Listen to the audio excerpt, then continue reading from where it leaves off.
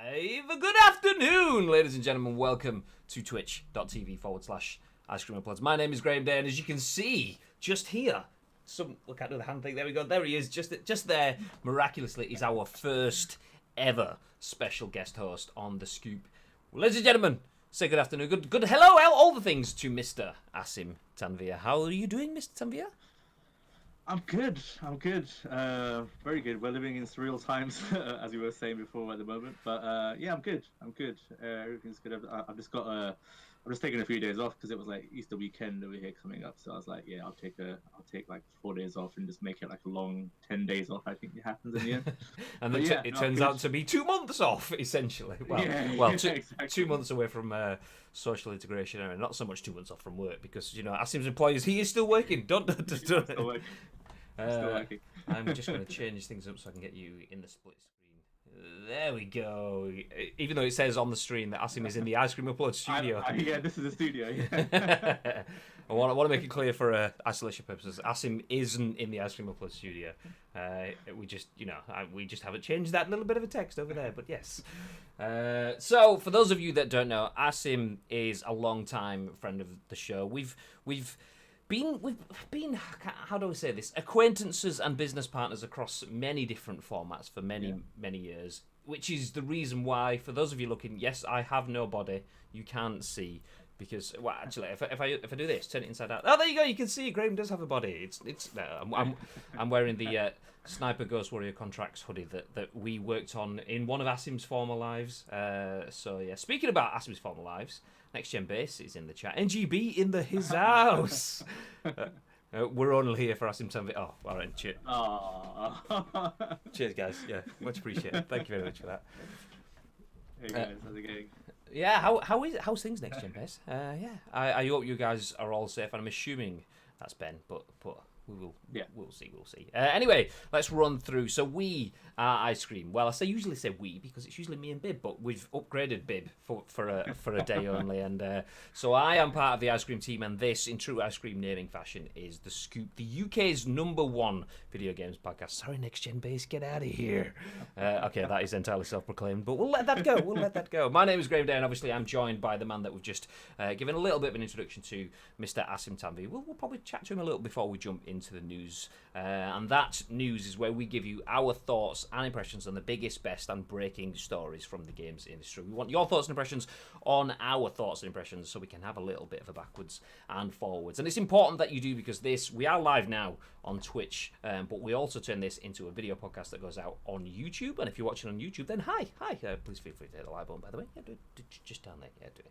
Yes, nice. And then a little bit later on in the day, we turn it into an audio podcast that goes on iTunes, Spotify, SoundCloud, and Google Play as well. So if you're in the chat, feel free to interact, because it's important. It will go out in multiple places, so we get the benefit of your thoughts all over the world. But yes, there's a loud noise then. I don't know what that was. We're all good. That's for me. I think that's for me, probably just the background noise. Okay. So if you are listening to this, then don't worry, there isn't a train or anything coming. It's good, you are safe. We're all good, staying safe, washing hands, all the good stuff, says Next Gen Base. Nice. And afternoon, Adam online. How the devil are you? Any plans for streams today, Adam? Let us know. So yes, Mr. Tanvir. Mr. D. Obviously, we've started speaking a little bit about keeping safe, and as Next Gen Base have said, staying safe, washing hands, and all that good stuff. But what has life been like for the last few weeks for you? Are you do we talk a little bit about who you are, where you've been, what you do right now? I mean, yeah, we can do. In terms of who I am and what I do, as you mentioned, like we've been acquaintances or work together from like a business point of view for like, I say, like maybe like 10 years. I think actually it might be that long by now, it probably is, actually, thinking about it. Yeah, because we used to meet up for like PES get-togethers, like PES brought us together basically. Like we used to meet up in Manchester at Adam Batty's place for like PES like community meetups, etc. And I think that started I think it was like 2010, maybe earlier, I'm not sure. It's crazy. Yeah, and then like it's that long ago. Yeah, it's crazy, right? Yeah. And we used to meet up there, and obviously then doing the journal stuff for like God is a Geek and NGP as well, and writing reviews and going events and stuff. Saw you quite a bit at the Konami stuff, and then working for Konami, doing a lot of stuff for Pairs, and then moving on from there to like CI Games, doing stuff for the Sniper Ghost Warrior, the hoodie, the lovely hoodie you're wearing. People can't see because it's camouflaged. You just have to take our word for it. We can just see your head, yeah, it's fine. And now I'm at Zynga. I've been there for, I think it's 3 months now. So yeah, I've been in the gaming industry like one way or another for about 10 years or so now, I'd say. I think it's about that. But yeah, no, it's just a huge passion of mine. Gaming, I love it. I love talking about it, which is why I try to join you guys regularly just to talk about gaming here on the Scoop as well. And yeah, life right now. That's an interesting question. I haven't left my house for like I think 3 weeks. Stir crazy. Yes, yeah, going a bit stir crazy. I'm not gonna lie. Because I think you only realize how much you miss going out until something like this comes in place, right? And how much you need to like chill out with friends, just to get in that relaxing mood, and it's like you miss it now. So I can't wait until this like calms down and things go back to normal a bit, and I can just go out and just chill with my friends for a bit.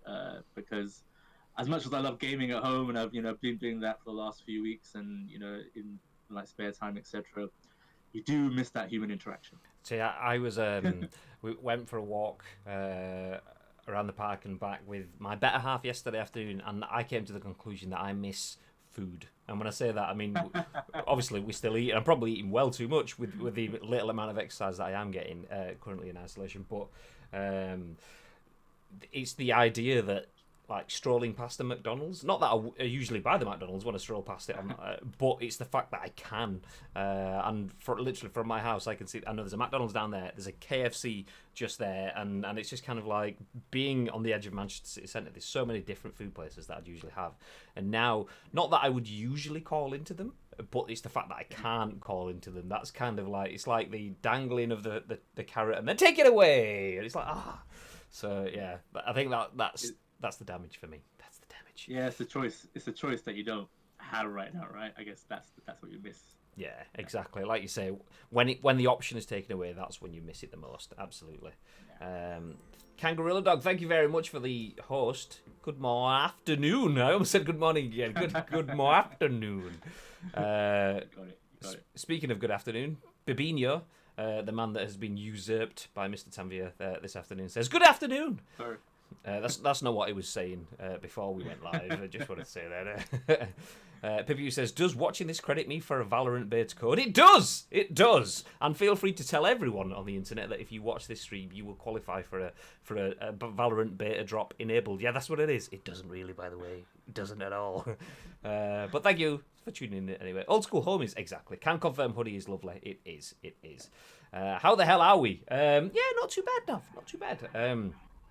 We do have some interesting news to jump into, though. So let's jump straight into that, because the first one is the most clickbaity of clickbait titles in the world, and we absolutely had to embrace that when we put it out on social media, as you will have seen on twitter.com/iCreamPlugs. And this first news story, written by Michael Beckwith for the Metro, says PS5 is a better console, says Crytek Engineer. Simpler to develop for. So obviously this is talking of the upcoming console war that will no doubt rage on for many, many months. But a Crytek rendering engineer believes the PS5 is the better console compared to the Xbox Series X and is much simpler to make games for. So while we know a lot more about both the PlayStation 5, while we now know a lot more about both the PlayStation 5 and the Xbox Series X from a technical standpoint, with ray tracing in particular being the hot new thing, it's arguably still too early to tell which of the two consoles will perform better. One insider previously claimed that the two were equally as powerful. However, new claims suggest that the PlayStation 5 may have a distinct advantage that will make it more favourable, at least for developers. In an interview with Persian website Vigiato? I think that's right. Yes, nice. Which was helpfully translated by Twitter user Man4Dead. Crytek rendering engineer Ali Salehi spoke about, apologies, Mr. Salehi, if I'm pronouncing your name wrong, apologise, but Crytek rendering engineer Ali Salehi spoke about the specs for the PS5 and the Xbox Series X and made the claim that Sony's console was superior. His reasons for saying so is that the PS5 is much simpler to develop for and that it is much easier for developers to reach peak performance. And then there's a quote within the article that says, the developers are saying that PlayStation 5 is the easiest console they have ever coded on to reach its peak performance. Software-wise, coding for the PS5 is extremely simple and has so many abilities that make the developers so free. In total, I can say the PS5 is a better console. Big words, big words. As we continue, the article says, as for the Xbox Series X, according to Salehi, while it is possible to reach peak performance, it can only be done under the most ideal circumstances. And now back to another quote within the article. It says, if all parts can work efficiently in Xbox Series X alongside its GPU, it can hit that number in practice, which doesn't seem so possible because all these, there's a software part too. He even added that developing games for the Xbox Series X might be somewhat difficult because of its software and the fact that it uses two different kinds of RAM that differ in bandwidth. Okay, this is where it starts to lose me a little bit. Anyway, so since developers are likely to want to use that higher bandwidth, Salehi believes that could cause issues. Yeah, we don't have too much, so we'll stick with the article now then. Because the total amount of things we want to put in the fast part is so much that it may cause problems, and if we want to support 4K, it will be another whole story. So there will be some things that will hold the GPU off. The interview and translation onto it have since been deleted, but WCCF Tech were able to report on it beforehand.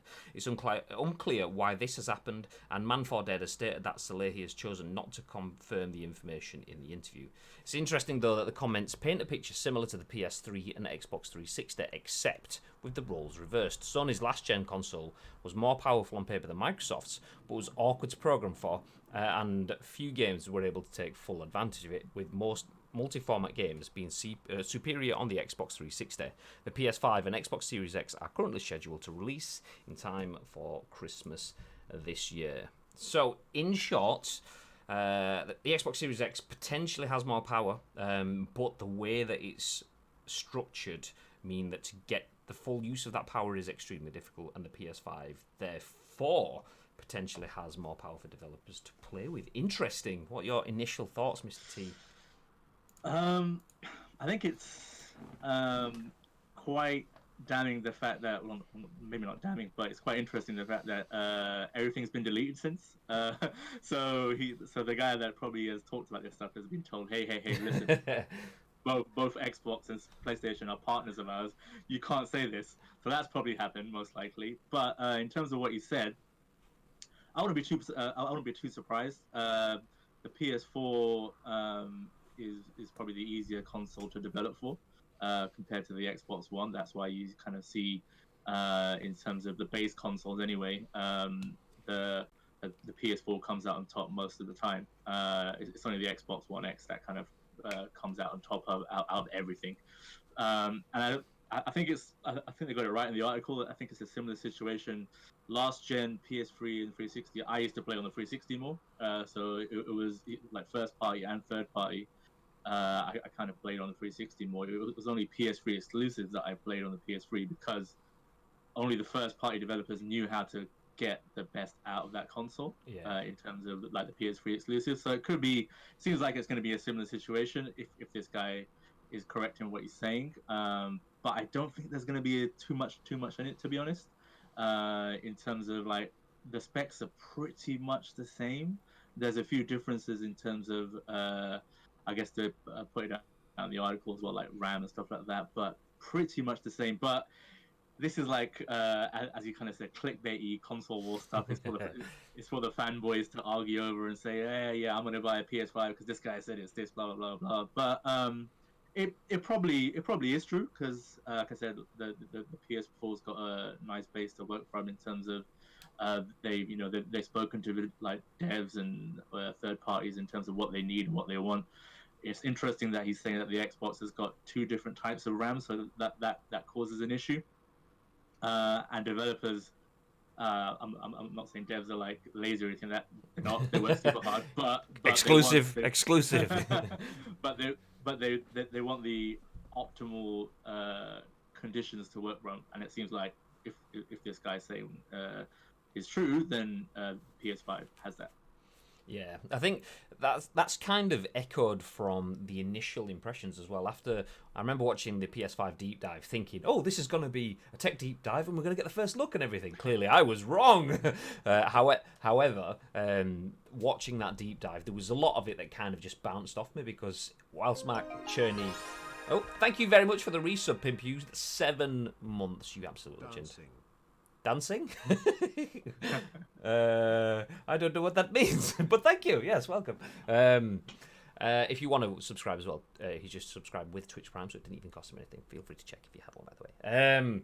Yes, so yeah, there was a lot of Mark Cherney's deep dive that bounced off me, and a lot of it he did obviously explain very well, and the use of the almost like PowerPoint slide, which was the most bizarre presentation that I've ever seen.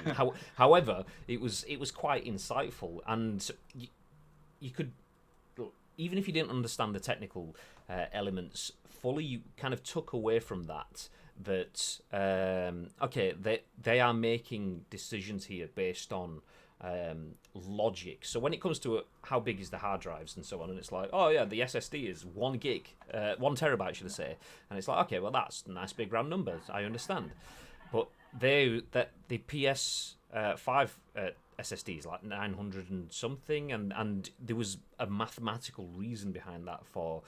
Was it something to? I'm completely going to get this wrong, so just. Do you know what? I will fully embrace the fact that I'm going to get it wrong and use something that will give the idea but completely be wrong. So it was kind of like saying they were having 16 cores. It wasn't cores, but we'll go with that.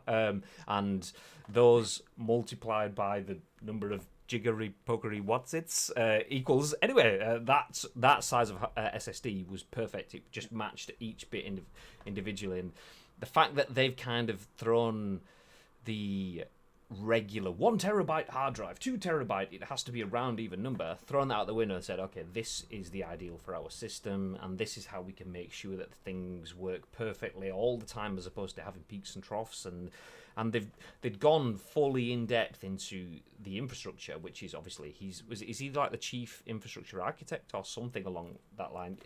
You can understand that the amount of effort and work that they've put into making sure that all the components within there aren't just there for the sake of saying it's bigger, it's faster, it's stronger. It's like, yeah, but is it actually doing anything?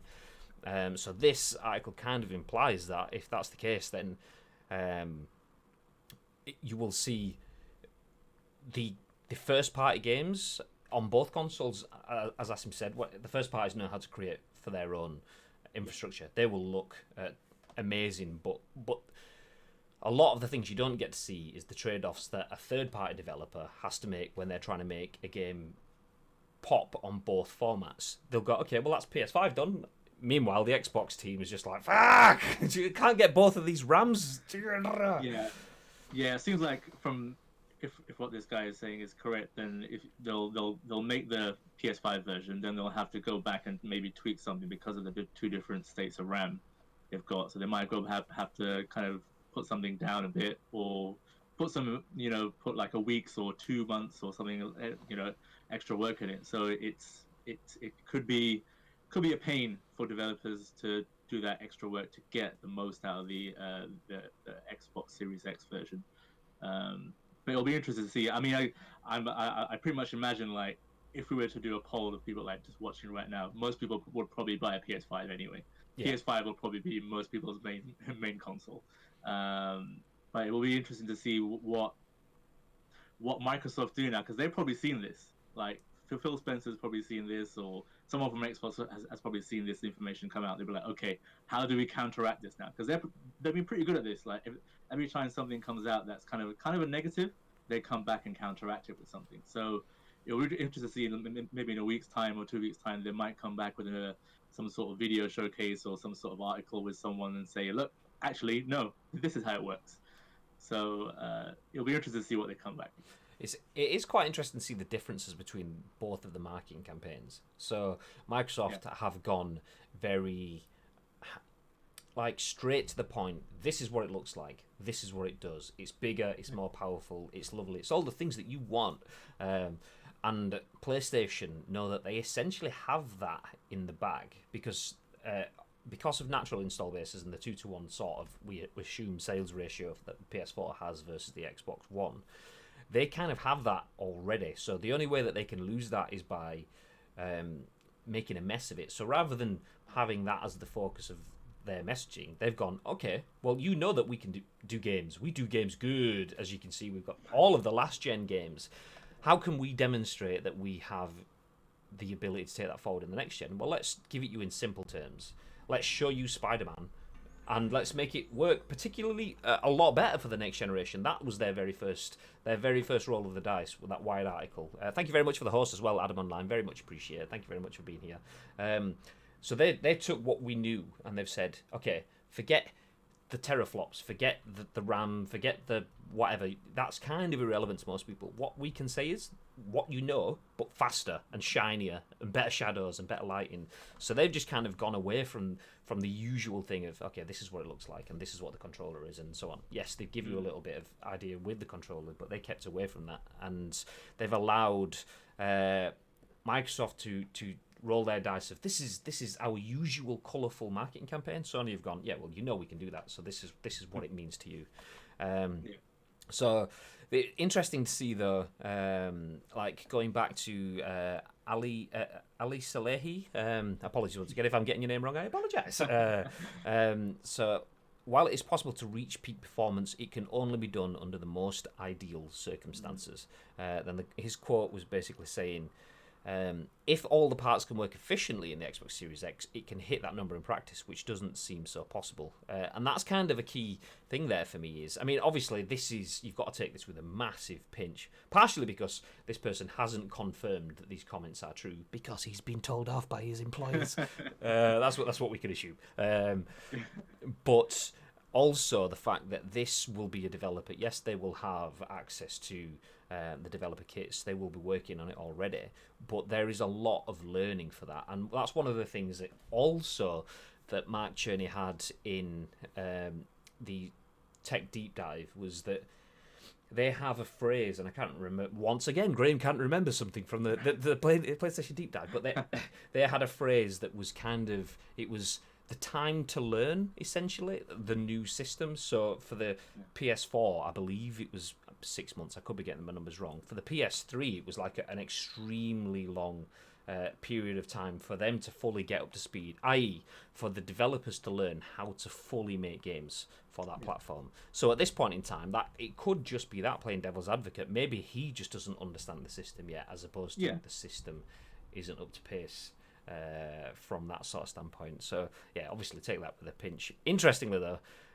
like Asim said, his comments have gone. They've all been deleted, and the embedded tweet within the article from @Man4Dead says, I must say that Ali Salehi doesn't confirm the content of the interview anymore due to personal reasons, aka NDAs. You've signed one of these. We've signed one of these. And the Xbox/PlayStation army are at the door. The PlayStation army going, I mean, it's actually really good for us, but shh. And the Xbox guys are like, it's absolutely not, but so definitely shh. Yeah, absolutely. It's just gonna be interesting to see the next few months anyway, in terms of what both come out with. Is there, I know you and Bibi have discussed it several times on the show as well, like are the consoles going to be delayed anyway? Like, so is this talk right now kind of like a bit premature? But I guess we'll find out in the next few months. I think the reason why Sony haven't gone like super big with anything is because they've got what, Last of Us 2 to come. I know it's been delayed. They've got Last of Us 2, they've got Ghost of Tsushima, there's something else I'm probably forgetting. Final Fantasy 7 Remake obviously coming out now. So they've got 3 big PS4 games coming out. So they're kind of focusing on those before they go big with PS5. So I know a lot of people are upset. You know, kind of every time they post something, you see like the replies on comments on Twitter or Facebook or whatever. You'll see that say, "Oh, we're PS5. What talk about PS5?" It's like, yeah, wait, they've got 3 big games coming out on PS4 at the moment, so that's their focus. When it's time, they'll talk about PS5. Yeah, I find that bizarre myself. I mean, I understand where it comes from, but I just find it bizarre. It's imagine you're sat there with a plate, and I'm going to use a Graham Day very, very styled reference. You're sat there with a plate, and you have a mega burger on your plate, And then someone says, do you know, actually, when you've worked your way through that one, there is an even better burger waiting for you. I know you're excited about having the better burger, but you've got this absolutely pristine burger sat right there. You might as well enjoy that one whilst you can before jumping to that. Because if you jump to that one now, this burger's going to be cold and not really what you want it to be anymore. So enjoy this now and then move forward. That's basically. That's a good analogy. Well, I like it. So yeah, I get that people always want the new and people always want to try the better things, but it's the fact that people want it now, and because they've said they want it now and they don't get it even tomorrow, it's like, oh well, now my positivity starts to turn into negativity and anger that you've not shared it. And it's like they've never said that they were going to share it. It's your perceptions and your desires that want the news now. They've never said that they were committing to share it at any point in time. How about just chill out, enjoy Ghost of Tsushima, which is gonna be amazing. Well, from it looks like it's going to be amazing. The Last of Us, obviously, hopefully it can get anywhere near as good as the first one, and I'll be extremely happy with that. We've got these amazing things to come before we even get to think about the PS5, so enjoy those moments. It's the games that you will remember forever, not the consoles. Absolutely. And that's the key thing. People quite often forget that when we get to this point in time. Yes, meaningless hardware, and it's like, no, it's the hardware that enables you to enjoy the games. The games are here, enjoy them. Back to the chat then. Gatekeeper TV, aka Craig from Team IT, who says, I read that Sony are having issues at the moment with the PS5 overheating, and that is why we haven't seen the console, and they may need to redesign, potentially pushing the release back into 2021. Oh, interesting. I've not heard of that rumour myself personally. That's interesting. Yeah, interesting. I mean, Asim was saying it'd be interesting to see whether they actually do delay. The rumour initially, because of the CMS mix-up on Microsoft's side, was that the Xbox was going to hit around Thanksgiving. Obviously, they haven't committed to that. They've removed all mentions in that, and they've stuck with the holidays 2021. PlayStation still hasn't updated that, so they're currently saying holiday 2021. But I didn't realise that could. I mean, obviously, once again, take it with a pinch of salt. But yeah, I didn't realise that the reason we aren't seeing it is because of potential redesign stuff. I thought it was just a case of no, it's fine. We'll just hold. Yeah, I think in terms of cooling solution, I think maybe next gen base mentioned in the chat as well that they've talked about. I think both consoles have talked about like pretty good cooling like parts in it, like to take that into consideration a lot. So it'd be strange if that's causing an issue now, but you never know. One of the things that it absolutely makes sense. The bit that Next Gen Base mentioned. So I'll read their comment. I would doubt that, talking in response to Gatekeeper's comments. I would doubt that Cherny was talking at great lengths about how much they're taking cooling into consideration. One thing that they did mention, which kind of made sense a little bit, was they were talking about how everything that's shown on the screen is essentially made up of triangles and squares, or something along those lines. And I can't remember which one of the shapes, but one of them essentially uses more processing power. So you could be looking at something that, from your potential, looks quite simple. Okay, this is just a simple holding screen, but because of the digital makeup of that, it essentially makes the processing... Well, all of the gubbins, let's put it that way. I won't say processing because it might not be processed, but the technical gubbins has to work harder to show you this screen, even though it's just a flat screen. And that's why you might hear the PS4 Pro, like, jet engine kick into, like, and it's like... And the example he used was, you could be playing Horizon Zero Dawn, and when you go to, like, the pause screen or whatever screen it was he mentioned, he said, you're thinking this is a really simple screen, but the process is actually working really, really hard, which is why you hear a sudden boost of that. Whereas they're trying to tweak it so that they have less of that, but also the fact that they want to kind of, rather than having processors not working or cool it, so yeah, it's not working and then jumps up and then suddenly you need to cool it and then it jumps back down again. And they were saying that for the PS5, they want to make it so that it's constant, so you're not working at a low rate and then a high rate and then a low rate and a high rate. That the console will work constantly at the same sort of level of relativity, which means that it needs the same level of cooling, so you don't have the peaks and troughs that we currently have. Which would be cool. And it means that if anyone's ever tried to record any content, be it for YouTube, be it for on Twitch or whatever, you many times you'd be sat there perfectly nailing your dialogue, your monologue, your intro, and then all of a sudden you just hear like, it's like someone's got a hairdryer in this room. So yeah. Yeah, I had to upgrade my PS4 Pro just to get because it would sound like it was gonna take off. I was like, I'll be surprised if I don't like look over and it's like hovering above like, the desk or something. I was like, yeah. So it was just really bad. I don't know. Some people like opened it up and replaced I think it was the heat pads on it. I think that kind of fixed it because they kind of had almost like a bit of a cheap part in terms of those. But I was like, I can't be bothered opening it up and doing that. I'm just gonna trade my old one in and get a new one. That's fine. No, it's absolutely 100%. It's just a built-in feature ahead of time for Iron Man VR. So when you're Iron Man and you want that sort of backdraft from the boosters, that's what it is. That's what it is. Ads plays. Good afternoon. Says PS5 is just a myth. I like my Boeing PS4 though. Bibby says, please, just no more jet engines. Yeah, I agree. Adam Online says there's 3 of us in my house all running PS4s and the fan noise in the room is unreal. Oh wow. It sounds like a Concorde taking off.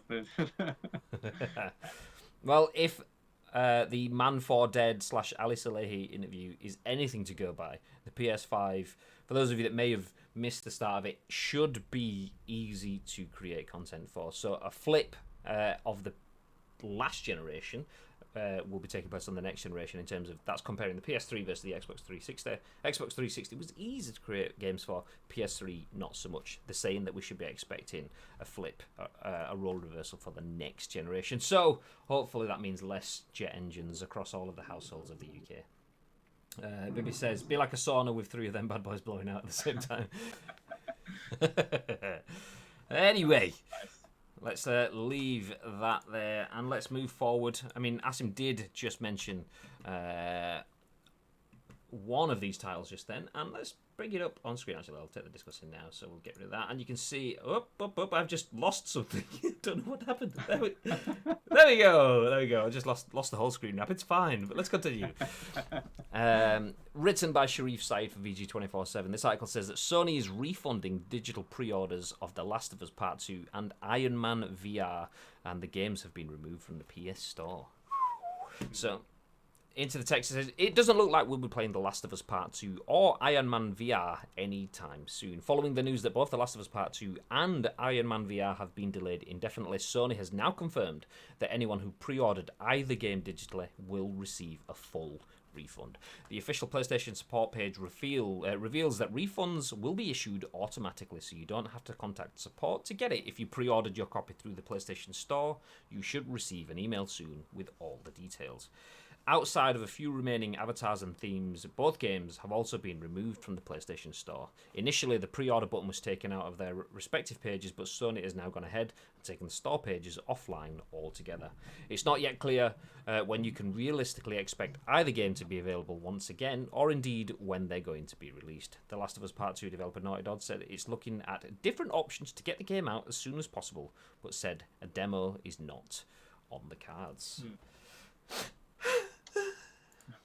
Yeah, I know. It's sad, but it's good that they've given refunds. To be fair, that they, because they basically indefinitely postponed both games. It seems like it.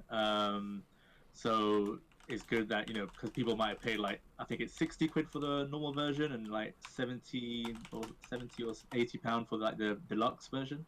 So that's a lot of like outlay to like leave out indefinitely for people because with PlayStation pre-orders, you have to pay for them like straight away, right? So yeah, which is an issue in itself. Like I don't really get that, to be honest. Like you have to pay for them straight away.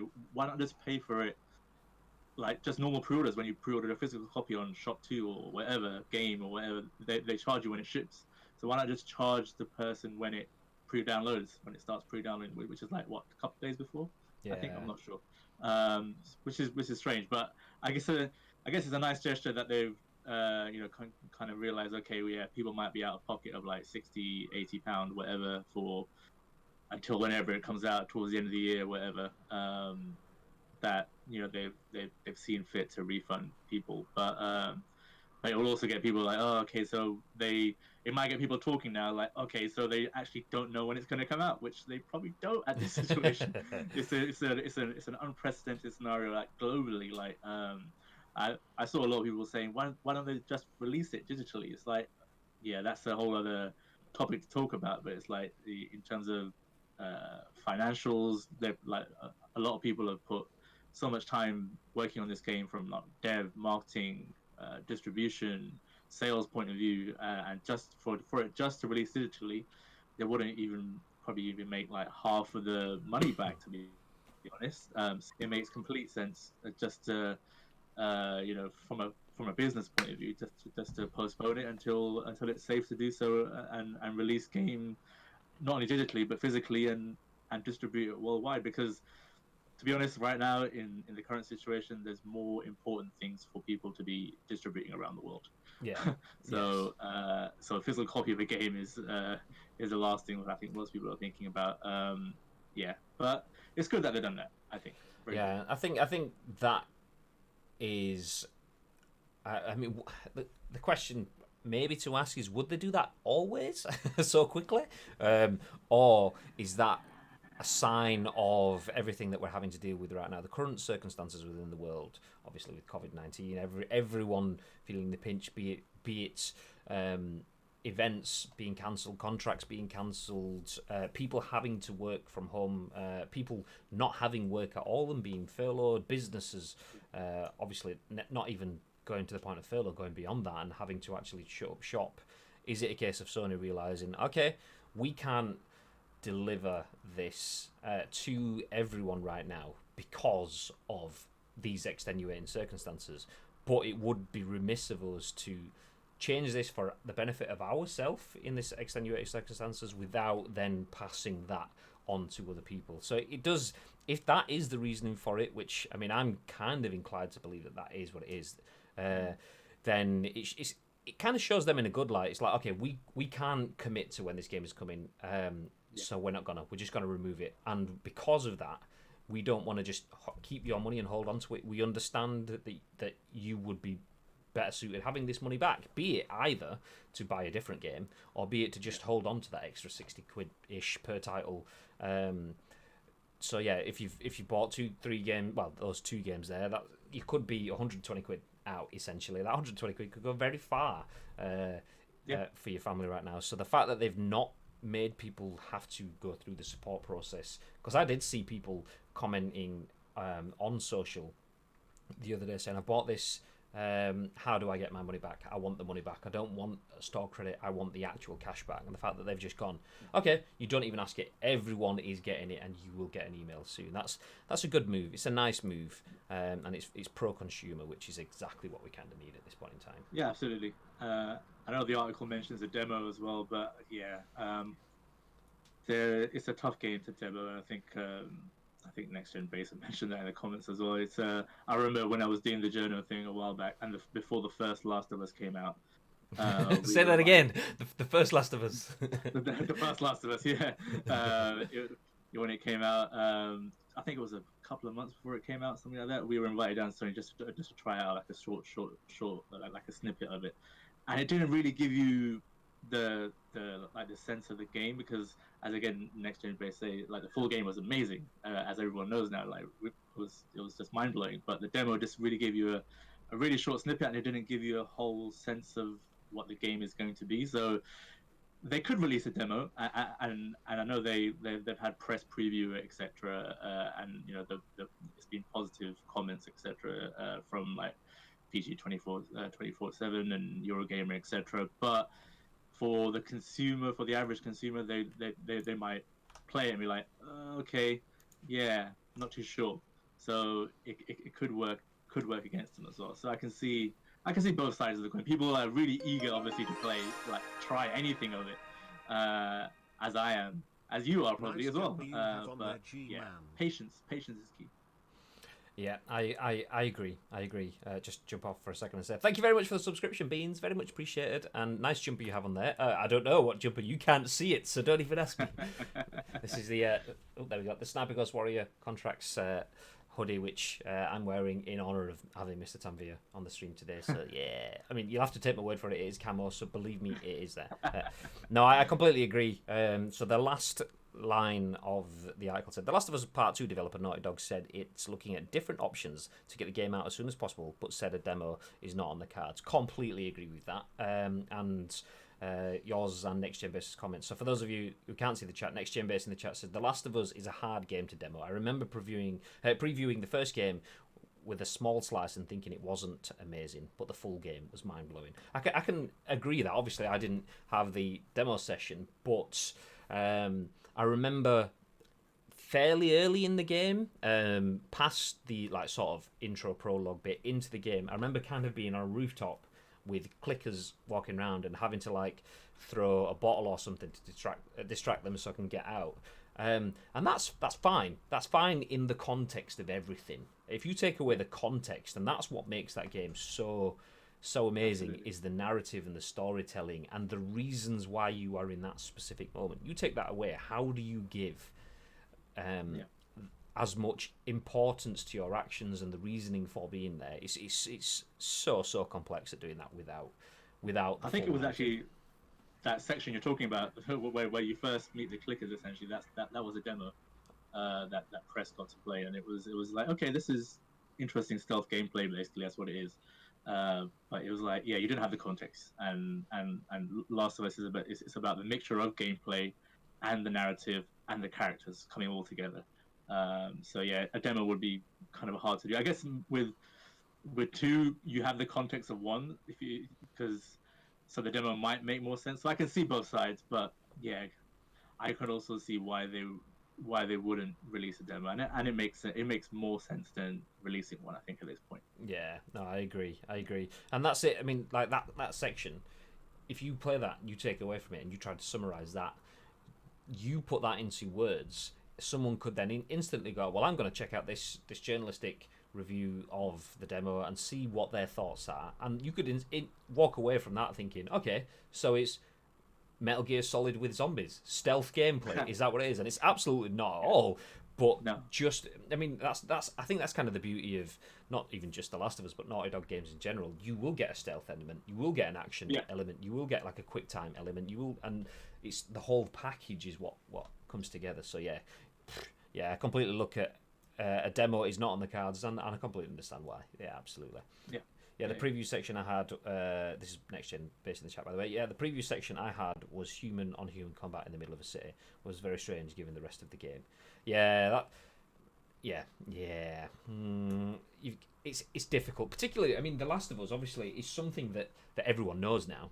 But you rewind 10 years ago when The Last of Us wasn't a developed concept in your mind. You're trying to make sense of something that doesn't exist in your mind. It's like, well, I don't know what it is and I don't know why. It just but then afterwards you're like, context. I see. So well, no, makes sense. If you have pre-ordered The Last of Us Part 2 or Iron Man VR, then expect an email from the PlayStation support team saying that you will get a full refund. So GGs to the team for that. Very much appreciate seeing things like that right now. Rather than making people having to put in individual requests and then being put into support queues, not only wasting your time writing an email, but then waiting for a response, just get rid of all of that. Let's give you money back and then we'll start again. That's what we want to see. So good effort to the teams. Yep. Speaking of good efforts, we'll jump into our next news article. What a segue.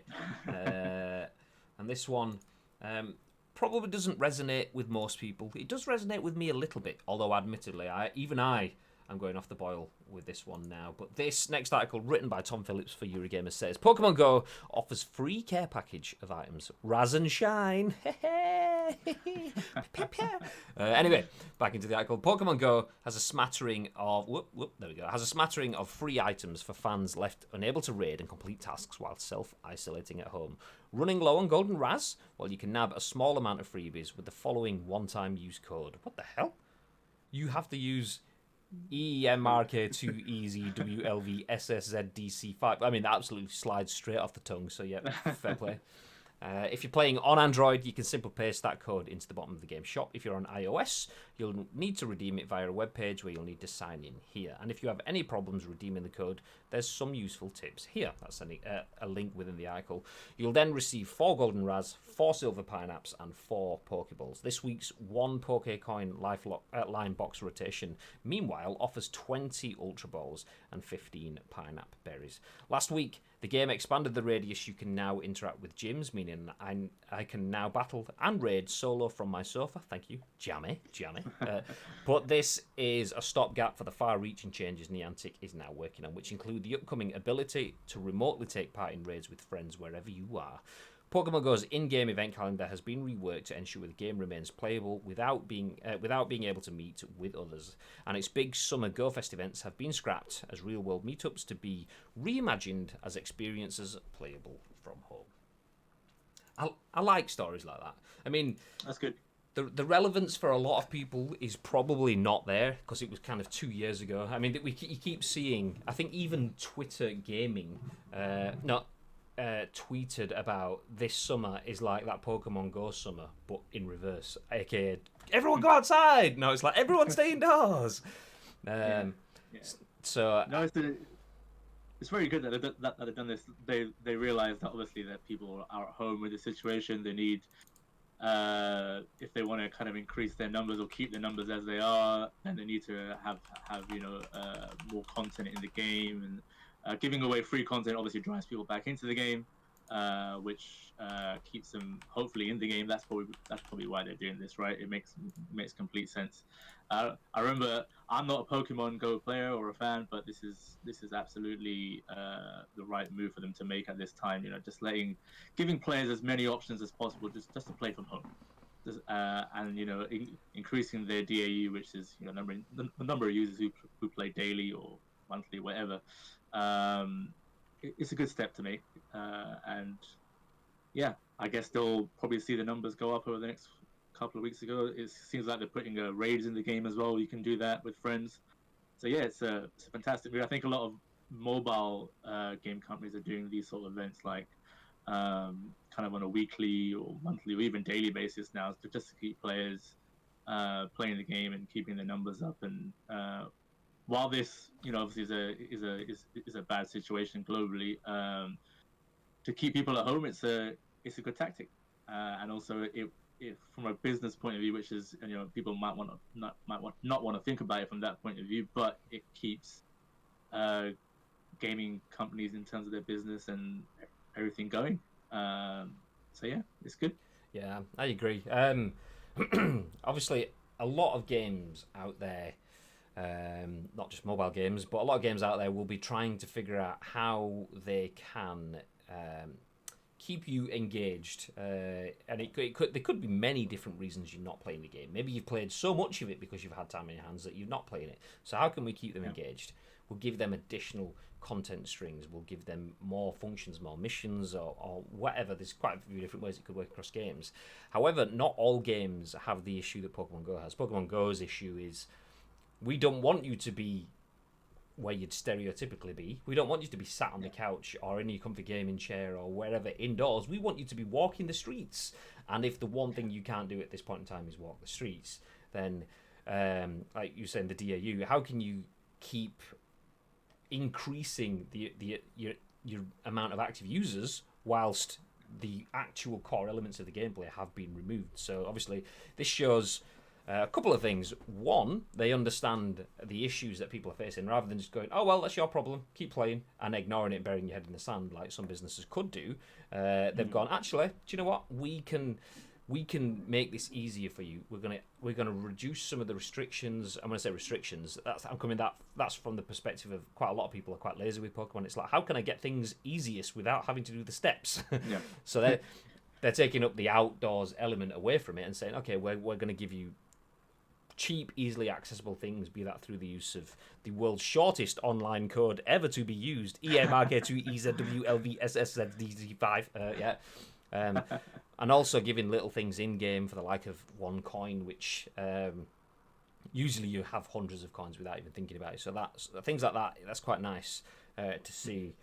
But yeah, it's kind of, whilst those are specific to Pokemon Go, it's it's not. It's also a good example for how a lot of other companies, be it mobile games, be it fully fledged console and PC games, are working to tackle COVID-19 from their own standpoint. How can we keep people engaged? How can we keep rewarding our consumers so that they do feel that they feel rewarded, so that they keep playing, which makes them feel happy and forget the outside world, but also has the added benefit of, oh well, do you know what, we keep earning our profit margin on it as well. So like you said, people don't like to talk about the profit side of things, but the two things go in hand in hand. If they're not making profit, they're not making any games. Yeah, absolutely. I think I read something on, maybe it was GameIndustry.biz site, that gaming companies in general are just seeing a boom in terms of like people playing, whether it be online or just or purchasing games or purchasing consoles. So it's a good way to keep people at home, playing games, whether it be mobile, console. And I think I saw something, Uncharted 4 and Dirt 2 are PS Plus games this week, and I think Dirt 2 has put up like some like stay at home stuff in its like the ad banners. So yeah, I think gaming companies are doing all around a best as possible job. Even the company that I work for, we've got initiatives where we're kind of supporting the World Health Organization in terms of putting messages in our game saying play a part together is the campaign kind of we're doing with the WHO, I think. So yeah, we're putting that in all our games. So the gaming industry is kind of used as a scapegoat outside of kind of situations like this. Oh, violence, this and that. But right now, it's probably actually a huge help to keep the younger generation and even the older generation at home, in terms of like keeping people connected and safe at home. Yeah, I think that's a really, really good point. People that don't understand or play games are very, very quick to vilify games. How many times do you see, oh, he plays Call of Duty, that's the reason he's like, I won't name specific examples, but quite often video games can be named in the press as negative causes for people's negative happenings. But it's nice to see video games being taken seriously, and not just that a loosely non-considered face value of, oh, they have guns, therefore they are the cause. How about they have social constructs, they have problem solving, they have friendly rivalry and competition, they have all sorts of memory recollection, loads of things that are in the games. I mean, the simplest one, obviously, mentioned in there is just social constructs, being able to reach out and have a conversation with someone. Quite a lot of people in this world do live alone, and maybe are used to going to see friends or family and now can't even do that. So having the ability to escape the outside world, escapism, is particularly important as well right now, which is another thing that video games do for you. So being able to escape the world and just spend some time interacting with people online, it's nice to see video games now being given a little bit more credit for the role that they play in society, and it's not just when things go bad we'll blame video games. It's actually no, video games is keeping everything moving right now. So GG to video games. And even if you play Pokemon Go and you have to go and walk miles and miles and miles and meet up with other people to take down gyms and stuff, you don't have to do that now. You can do a lot more of that from your own home. So feel free to add me on Pokemon Go, by the way. Yes. Anyway, I think it's time to move on. So we have one more news article today, and this actually it's probably, I mean, I haven't discussed this with Asim yet, but it's probably a good fact that we do have Asim on the show for this, because, and the only reason I jumped to that assumption is because I couldn't access this, and the only way I managed to access this is because Asim gave me live support on the scoop as I tried to figure it out. And what is that I'm talking about? I'm talking about Microsoft xCloud beta. So I signed up for the beta a little bit late, but only managed it because Asim helped my problems out. Long story short, I was trying to apply from an American site, not the UK site. But anyway, we'll move on. Next gen base. What about the Lego Marios? Oh, do you know what? Actually, I will go back to that. I will go back to that because I did see that. And where is it? are you talking about this, or are you talking about something in general? So Lego Nintendo Bowser's Castle set revealed with motion control features. Is it that? Is that what you're referring to, or are you talking about something different? Because I saw that and I thought, ooh. Yeah, that's the okay. Do you know what? Let's go on an adventure. So, Lego Nintendo Bowser's Castle set revealed with motion control features. Did not see this when we did our news script. But you know what? Let's have a quick run through, because as a man that has a big Lego Yoda sat on the shelf up there, I'm quite open to nice Lego set. So there we go. Game Central talks to the designer of the Lego Super Mario line of toys. I'll hit play on the video, but I'll mute it whilst we play.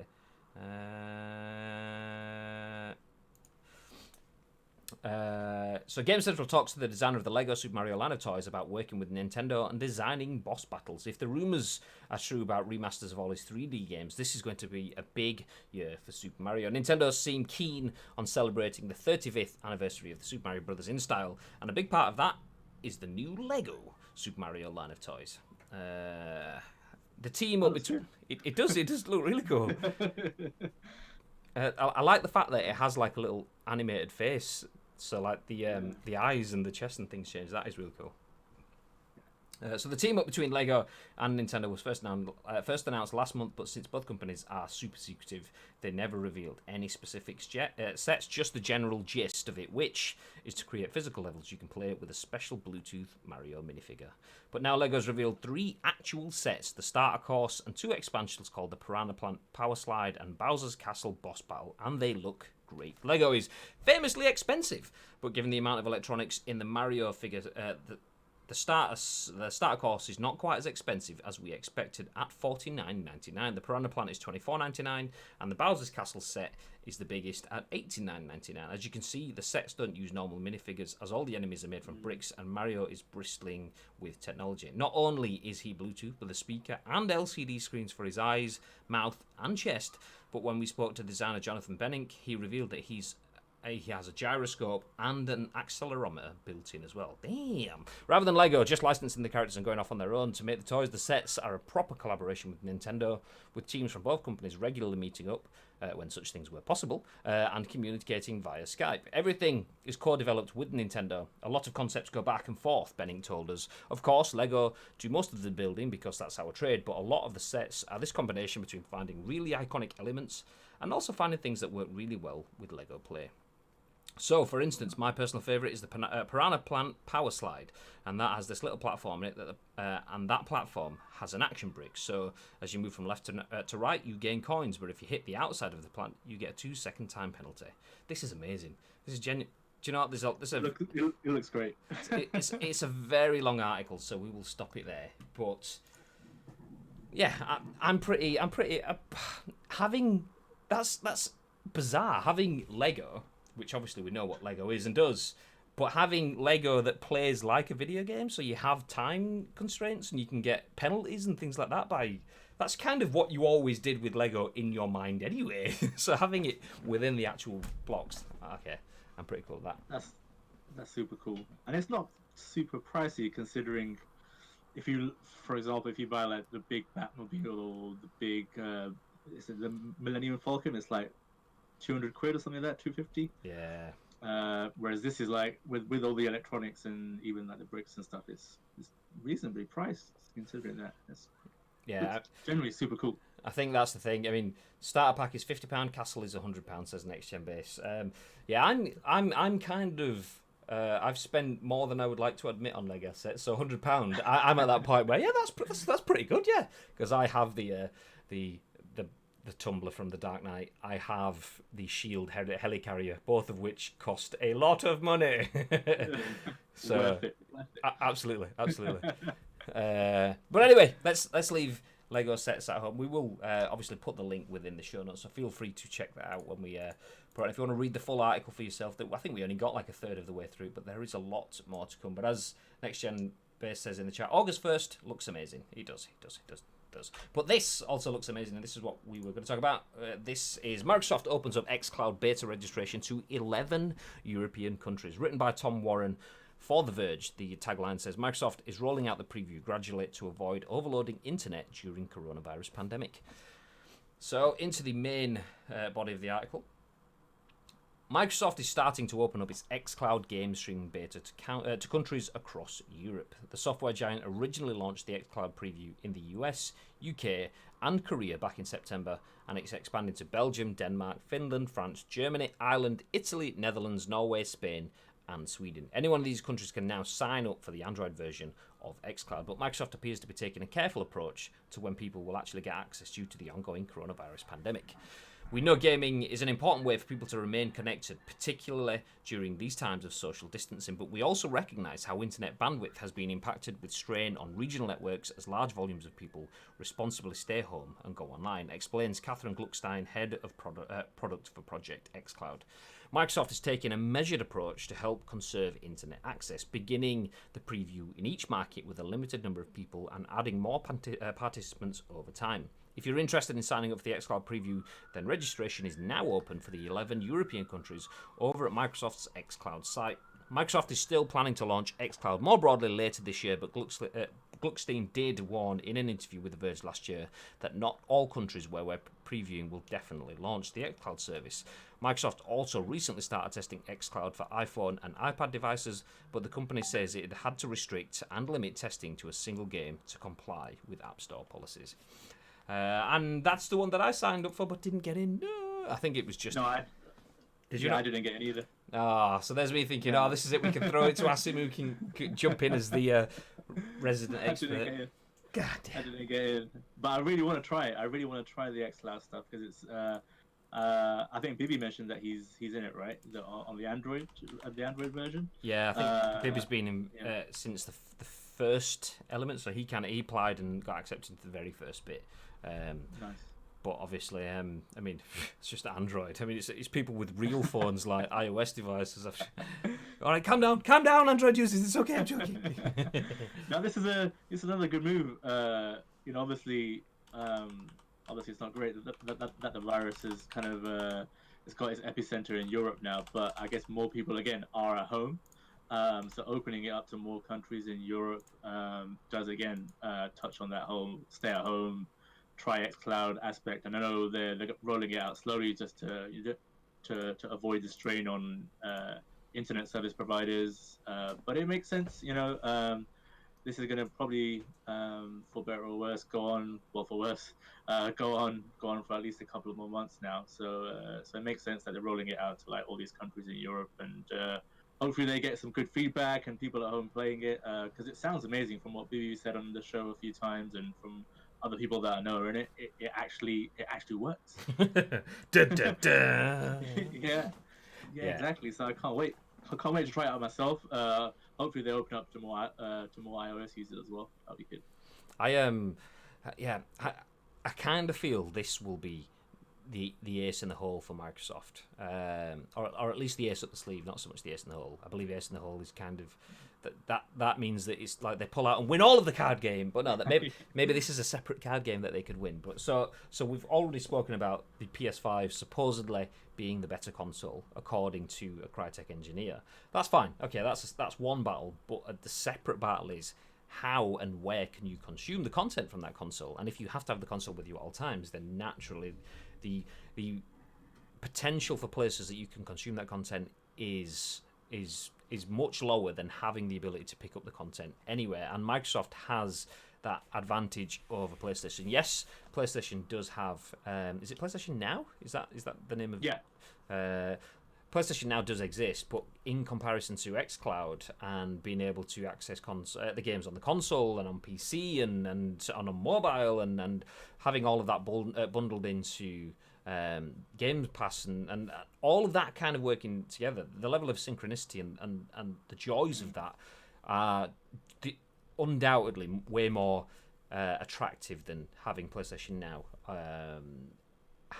But it's nice to see a proper... I have WhatsApp plinging away in my ears somewhere. I'm going to get rid of that. Goodbye, WhatsApp. Mr. Popular. It's me texting myself. It's fine. So yeah, if you were driving your car and you heard a WhatsApp ding, that was me, not you. It's fine. It's okay.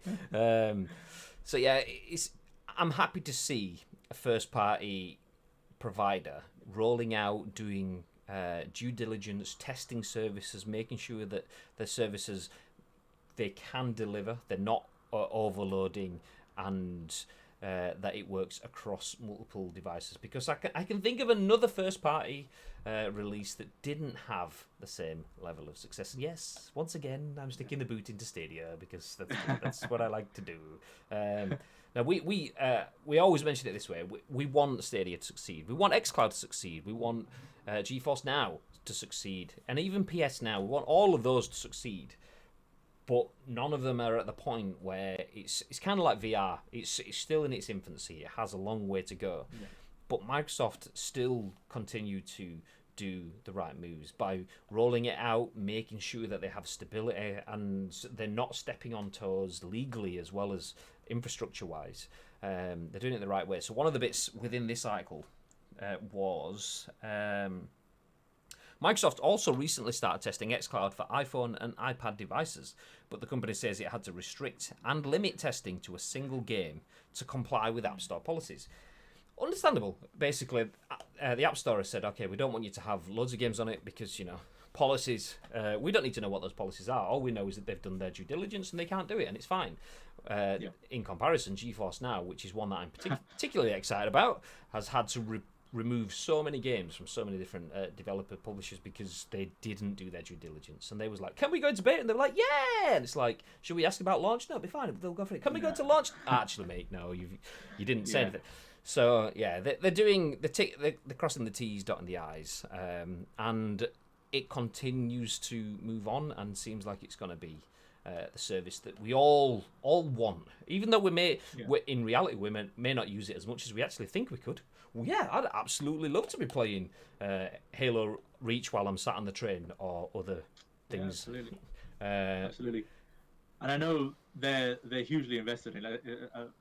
I think, as you said, they've done their due diligence in terms of not only legally, but in terms of like tech side as well. They've partnered with different like mobile service providers as well in different regions. I think Vodafone in the UK in the beta phase, and I think a few in the US as well. I can't remember. So they're doing it the right way in terms of xCloud is a mobile thing, obviously. So they need to partner with these people to kind of test it in this phase, and they're doing it the right way. And without saying too much, before in my previous roles, we had conversations with Microsoft around what they're doing, etc. xCloud is going to play a big part in the future, and they are really well set up, and it shows. It's shown in their approach, and I think it's gonna be.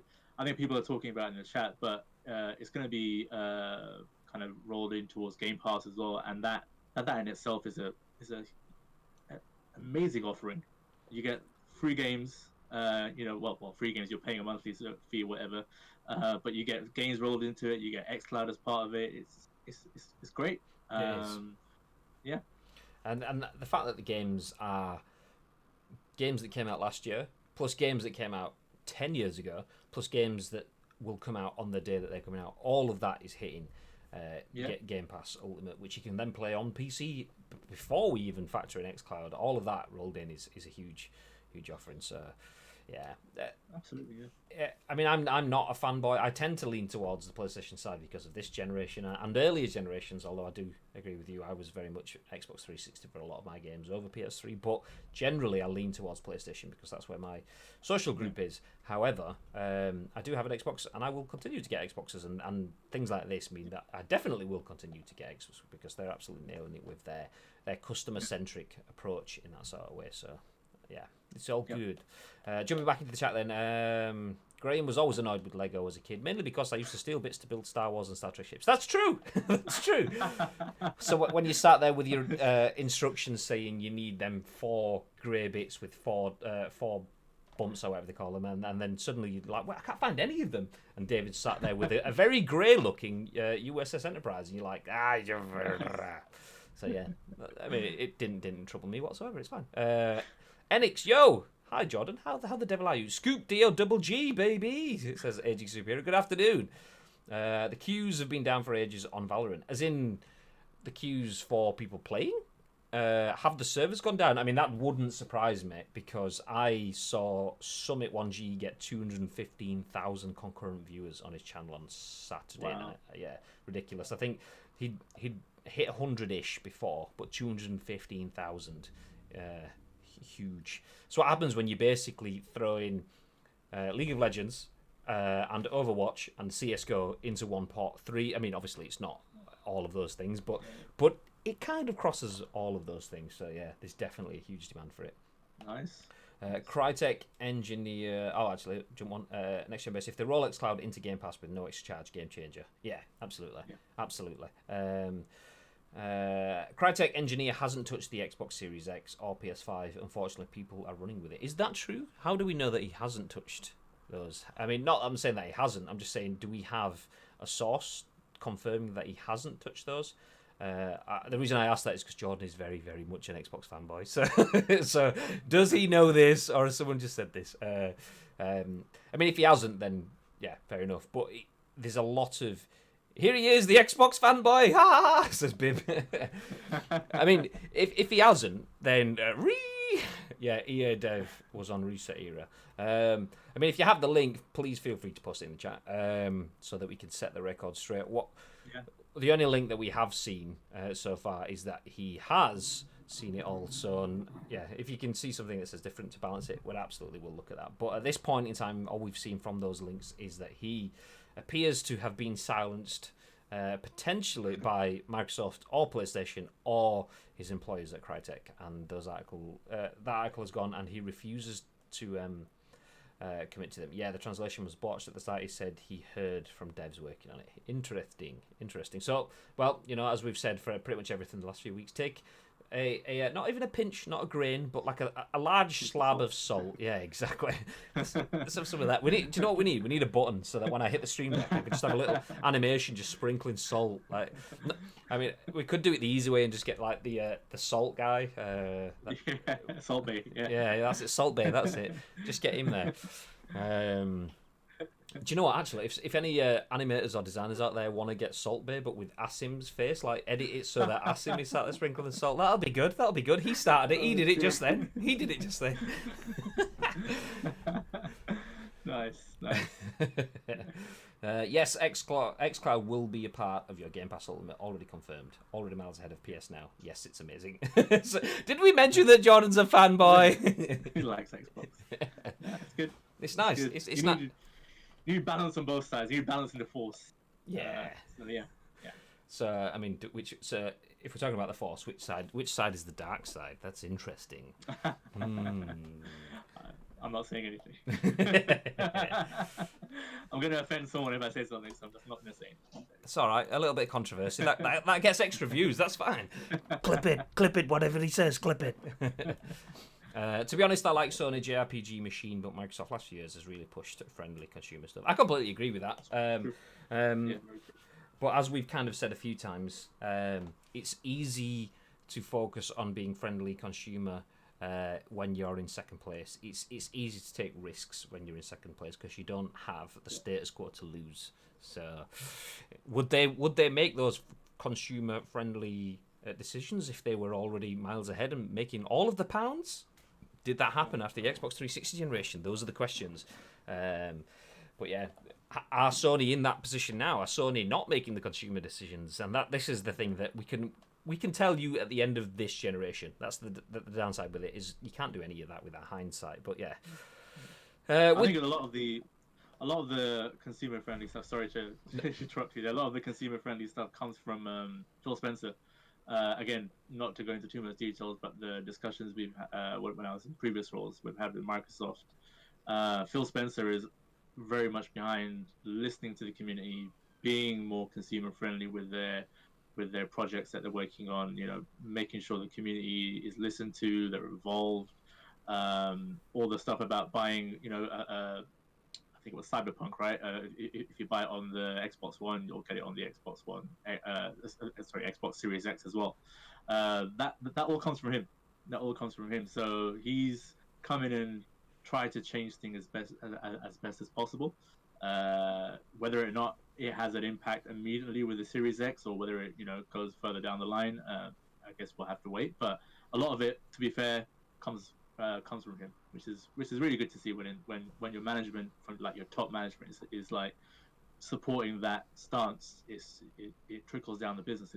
It's great to see. Yeah, and you can tell as well, because all businesses, yeah, we want the community involved, and we need the wider thoughts, and we should be pro-consumer, and that should be the belief of everything we do. All businesses, regardless, be it games industry, it could be through to retail, digital banking, and I know this is some of that very very very short period of time worked in digital banking, call center stuff. The spiel that you get told in the sort of like orientation meeting as to how this is our company, these are our beliefs, versus what actually happens in practice. It's like, so in that meeting that I was just in, we're all pro-consumer and we need to do the right thing. Yes, as long as you get all their money. And it's like, that's not the same thing. So seeing that and hearing like real world examples of having kind of like worked with his input. So essentially, you may not have spoken directly to him, or you may have, I don't know, but having dealt with his input and things that he's led to, seeing that positivity trickling down, that's the kind of stuff that I like to see, which is quite good for me, because I'm not, like I say, I'm not a fanboy either way. I kind of same. Yeah. I lean both ways, I was going to say, but then I thought, actually, do you know what? This is going to get clipped, so I'll skirt around it. So it's nice to see that, because it's easy to say that. A lot of companies will say that, but it's easy when all it takes is a little bit of digging, a little bit of investigation, and you realise that actually it's not necessarily the case. It's easy to say that you're very pro-consumer and you want the community involved and you want to deliver the right product at the end of it, but it's also easy to go against that when the chips are down and you've got profits to think about. So yeah. Next Gen Base says, I don't think they would make those decisions, to be honest. They were against crossplay during the 360 era. We're talking about if Microsoft were out in front. I mean, that's the thing. I mean, it is much harder when you are leading the pack, because you have the profits and your shareholders are like, yeah, we're making a killing. And it's like, yeah, okay, well, everything we've done to make the profit at this point has been focused on this. However, the community would like us to change from A to B, but the shareholders are like, yeah, but A is making us money now, so stick with A. It's so hard for a company to go against what is making the money in the hope that they can go for something that will continue to make the money going forward. It's easier if you're in second place. Okay, well, A is not quite working, so we'll take B. We'll give it a try. We're already losing, so we're not really going to miss that much. So. Yeah, it was easy for PlayStation to make changes, whereas Xbox couldn't. And then we'll see in 7 years' time-ish whether the same happen again. The changing management was huge. Phil is so much better than Dom. Asim said essentially the same thing. Well, he didn't name names specifically, but he said he was good for the company, which was a nice way of putting it. A man called a person called Wevy Goat Bibinho. I'm not quite sure who this person is. It's definitely not someone that's hosting the show right now. That's all I'll say. So they had the high ground and lost it at one disastrous conference, as they assumed people wanted was the exact opposite of video games. They went down a path so far that's taken 4 out of 5, or is that 5 years to change course and do a U-turn. If a generation was starting right now, Xbox would be ahead. Hindsight is a wonderful thing. Yes, exactly. Yeah. Oh, Spencer is the best thing that's happened to Xbox ever, says Next Gen Base. And Minty Kitchen Cleaner. Wow, I could do with a Minty Kitchen Cleaner. Hey! Hi, how are you doing? Welcome to the stream. Good afternoon, or good morning, or good evening, wherever you are in the world. Hi, welcome. Enix says, interested to see if Microsoft come out with some bangers. Oh, a barbecue?